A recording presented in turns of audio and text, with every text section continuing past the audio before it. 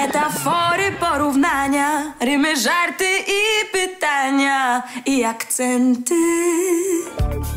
Wszystko to będzie miało znaczenie, czy spodoba się twój utwór. Jak napisać przebój, sprawdź na www.festiwalbaterii.pl. A jak zwrócić uwagę słuchaczy? Sposobów jest wiele. Szokujące dane? Proszę. Wiesz, że do domów czy firm trafia prawie 400 milionów baterii rocznie? Co się stanie, jeśli większość trafi na wysypisko? Katastrofa ekologiczna. Co więcej, zmarnowane cenne surowce wtórne. Pozwolisz na to? Zbierz grupę, napiszcie o tym piosenkę, a usłyszą nas tysiące. Wyśpiewajmy, jak chronić naszą ziemię.